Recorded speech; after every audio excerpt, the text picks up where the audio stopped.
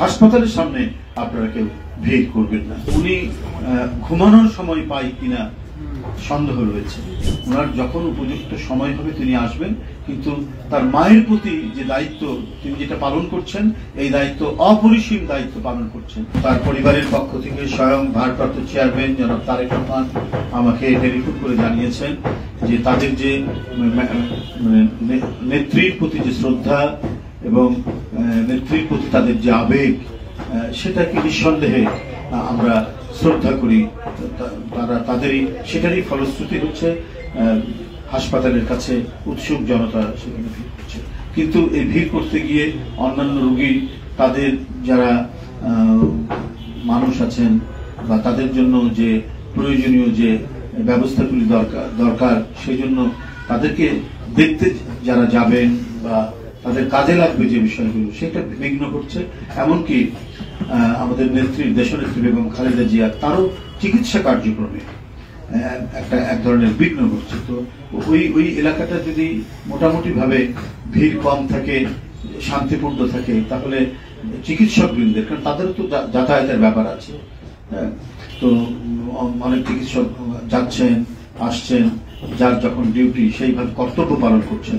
কর্তব্য পালনে যাতে কোনো ধরনের বিঘ্ন না ঘটে, কোনো ধরনের বাধা সৃষ্টি না হয়, এই কারণে আমরা বলে আসছি এবং ভারপ্রাপ্ত চেয়ারম্যানও আমাকে বলেছেন আপনাদের মাধ্যমে আমরা যেন সকলকে যেন আমরা অবহিত করতে পারি, সেই বিষয়টি আমরা গতকাল থেকে অবহিত করে যাচ্ছি। আমরা প্রেস স্টেটমেন্ট দিয়েছি, আবারও আজকে আপনাদের সামনে বলছি, যারা সেখানে অবস্থান করছেন, ভিড় করছেন, উৎসুক জনতারা যারা সেখানে দাঁড়িয়ে আছেন এবং তাদের এই ভিড় করার কারণে হাসপাতালের স্বাভাবিক কার্যক্রমে অনেক বাধা তৈরি হচ্ছে, বিঘ্ন হচ্ছে। তো এইটা করা উচিত হবে না। এই জন্য বলছি যে সমস্ত মানুষ, দলের নেতাকর্মী, তারা নিজ নিজ অবস্থানে, বাসায় থাকলে বাসায় সবাইকে নিয়ে দোয়া করুন, মসজিদে গিয়ে বলুন দোয়া করার জন্য, যার যার অবস্থানে থেকে করুন, কিন্তু হাসপাতালের সামনে আপনারা কেউ ভিড় করবেন না। এটাই হচ্ছে একান্ত অনুরোধ আপনাদের কাছে এবং দলের নেতাকর্মীদের কাছেও এটা অনুরোধ, যাতে ম্যাডামের চিকিৎসা কার্যক্রমে যাতে কোনো ধরনের ব্যাঘাত না হয়, এটা তো আমাদের সকলের দায়িত্ব দেখা। সেটা নিশ্চয়ই আমাদের নেতাকর্মীরা দেখবেন এবং উৎসুক জনগণ সেখানে যাচ্ছেন, তারাও সেই বিষয়টা সহযোগিতা করবেন, যাতে সেখানে কোনো ধরনের ভিড় বা যাতায়াতের কোনো ধরনের অসুবিধা না হয়। না, আমাদের কাছে কোনো আপডেট নাই।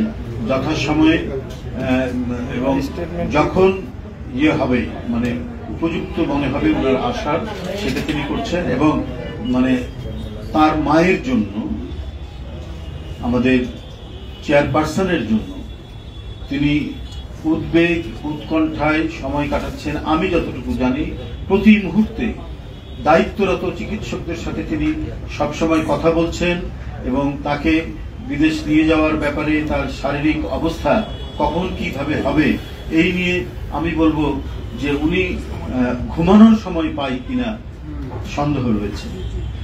এত উদ্বেগ উৎকণ্ঠার মধ্যে তাকে কাটাতে হচ্ছে এবং সেখানে ডাক্তার যারা রয়েছেন, উনি তো ইংল্যান্ডে গিয়েছিলেন ম্যাডাম, সেখানে যারা দেখেছেন তাদের সাথে তিনি যোগাযোগ করছেন, কথা বলছেন এবং প্রতিনিয়ত প্রতি সময়ে এখানে দায়িত্বরত চিকিৎসকদের সাথে তিনি কথা বলছেন।